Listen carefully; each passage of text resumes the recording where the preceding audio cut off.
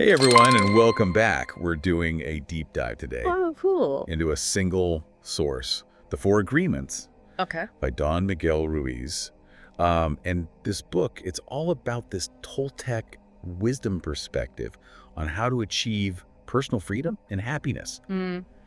Have you ever felt like you were kind of living someone else's life? Yeah. Or like stuck in a system of rules and beliefs that you didn't even choose for yourself? Mm-hmm.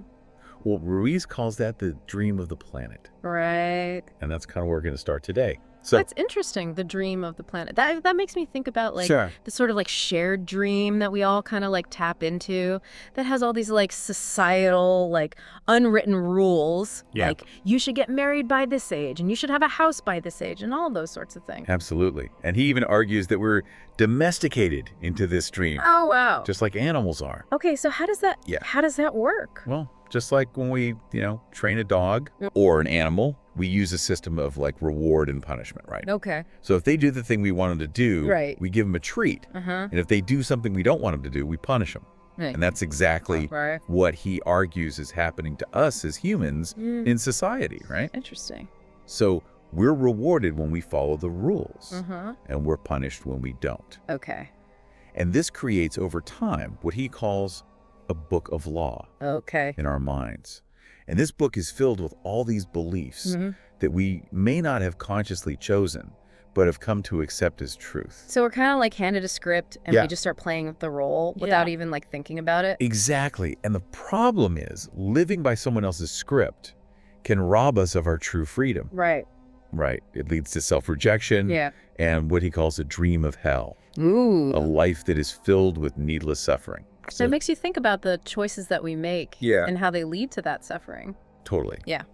And the cool thing is he gives us the four agreements Okay. as kind of like tools Okay. to break free from that self-imposed suffering Okay. and create what he calls a personal dream of heaven. I like that. The first agreement, and arguably the most challenging one, is be impeccable with your word. Oh, okay. And he says that our words are so incredibly powerful Yeah. that they can be used to create or to destroy. Yeah. And it's really up to us to use them wisely. Wow. Yeah, I like how he compares words to magic. Yeah. And even references figures like Hitler to show how words can be used for good and bad. Yeah. And remember that chilling story about the woman who unintentionally cursed her daughter? Yeah. The careless remark? Oh, yeah. That one's scary. It makes you think about all the things that we say without thinking. It does, yeah. Right. Especially the things that we say to the people that we love. Yeah, for sure. And he even talks about gossip as like this Oh, yeah. computer virus, right, that can spread negativity. Right. And misinformation. That's a good analogy. Yeah. Because we know that language has such a profound impact on our thoughts Yes. and our behavior, both for the speaker and the listener. Absolutely. So being impeccable with our word means choosing our words carefully, Yeah. speaking truthfully, Right. and avoiding harmful gossip. Okay. It's about aligning our words with truth and love. So it's we need to recognize that our words can actually shape Yes, our reality absolutely. and the reality of the people around us. Yes. And then he goes into the second agreement, Okay. which is don't take anything personally.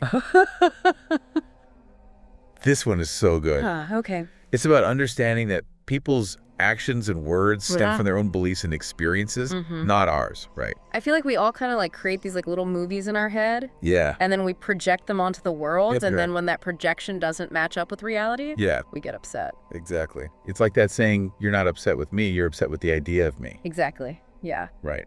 And their opinions really aren't about us.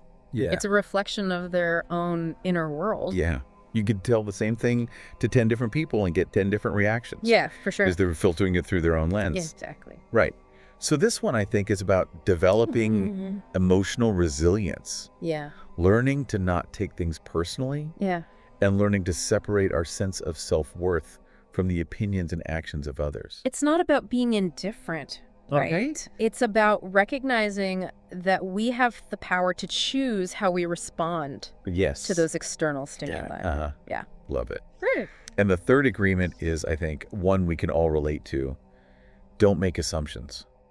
Oh, yeah. How many times have we gotten ourselves into trouble Oh, yeah. because we just assumed something? All the time. Right. And he gives all these examples like misinterpreting Right. a smile from someone you're attracted to, or assuming Yeah. that your partner knows what you're thinking Yeah. without having to say it. Yeah. I know I'm guilty of that last one, Totally. for sure. It's easy to think that other people are mind readers, Yes, exactly. especially in those close relationships. Oh, 100%. Yeah. And he really emphasizes here that clear communication Yeah. is key, right? Uh-huh. Ask questions instead of just jumping to conclusions. Yeah, and express Yeah. our needs and desires Yes. directly. Exactly. Imagine how many conflicts Yeah, we that's- could avoid I if we all just did this. totally. Right. Just by saying, like, Yeah. can you clarify what you meant by that? Yes. Yeah.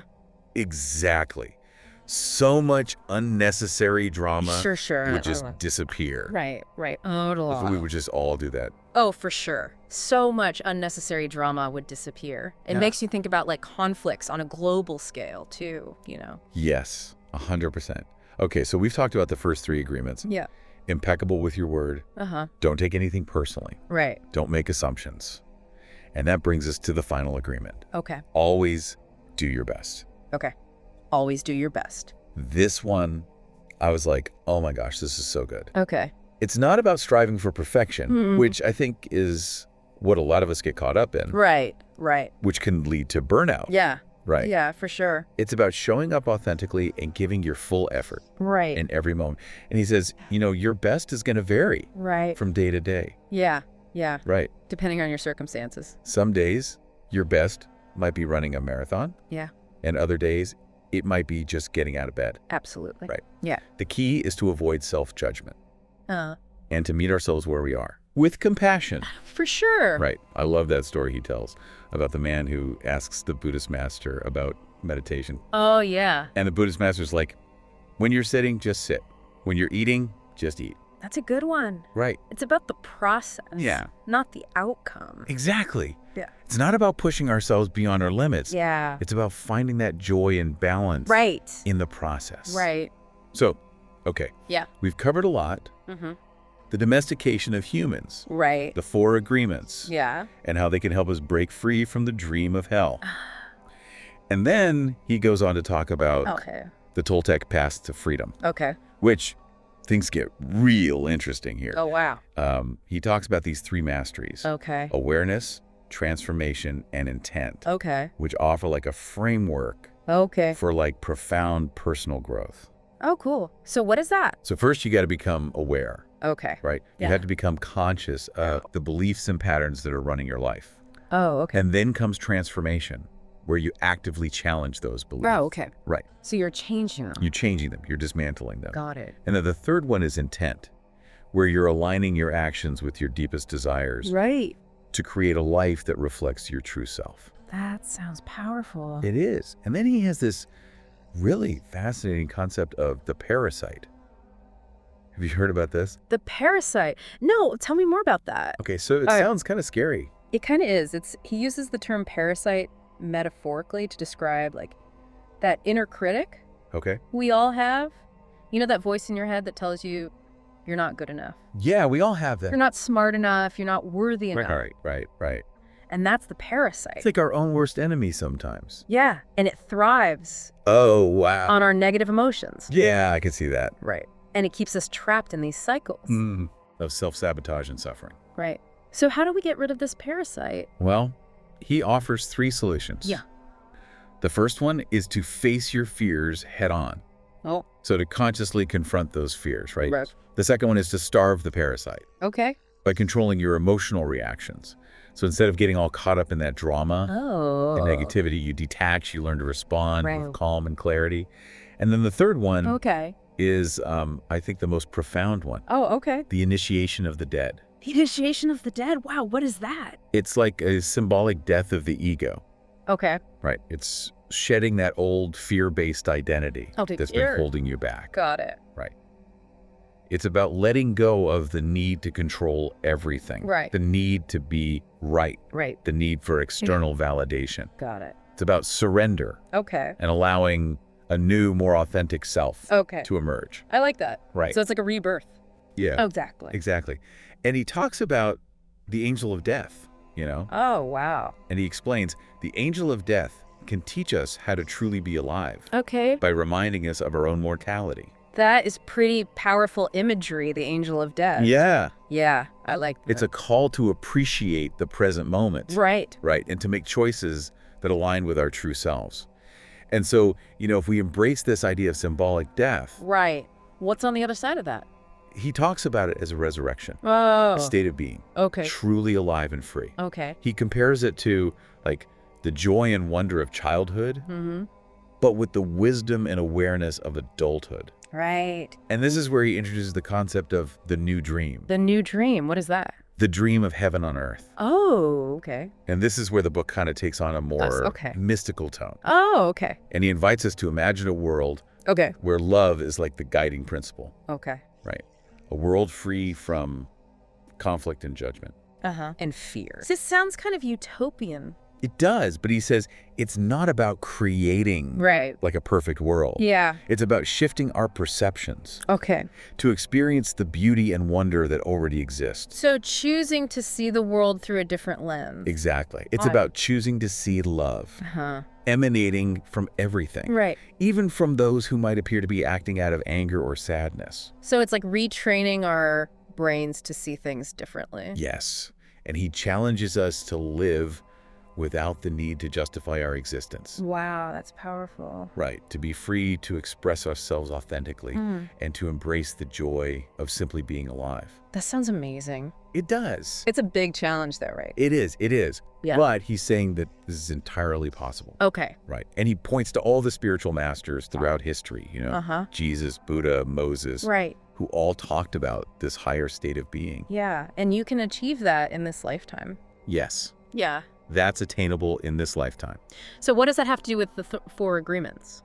Well, he says that the four agreements are tools Okay. that help us dismantle those beliefs that are keeping us trapped Oh. in the fear Right. and the self-doubt. Right.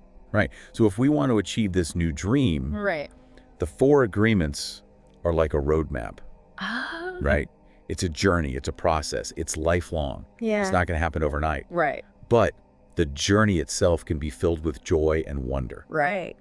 Yeah. So we have to be patient with ourselves. Yeah. And not get discouraged. Exactly. Celebrate your progress and remember that every step you take toward freedom Uh-huh. and love is a victory. And he provides some tools to help us on that journey too, right? He does. At the end, he gives all these prayers Yeah. and meditations that are really helpful for this journey. That's great. Yeah, so beautiful. And at the end of the day, it's a message of love Yeah. and hope. That- Right. And that's what makes it so enduring and inspiring. Absolutely. Yeah, so it's a powerful book, right? So as we kind of wrap up our deep dives Yeah. into the four agreements, I'm so curious. Yeah. What resonated most with you? Like what really stood out? That's a good question. Yeah, and what are some of the insights that you'll carry with you? Maybe you're inspired to be more impeccable with your word, or maybe let go of those personal judgments. Right. Or maybe you're going to start questioning those assumptions. Right. Or just simply do your best. Yeah. In every moment, whatever it is for you, Right. just remember that the power to transform your life really does lie within you, Absolutely. right? And that this journey of self-discovery is ongoing. Yeah, we're all works in progress. We are all works in progress, constantly learning, constantly evolving. Absolutely. So be patient with yourself. Celebrate those victories. Yeah. And just keep striving to create that reality that reflects your highest aspirations. Beautifully said. Oh, thank you. And on that note, we want to leave you with one final thought to ponder. If the four agreements are a roadmap Yeah. to personal freedom, what does freedom actually mean to you? Yeah.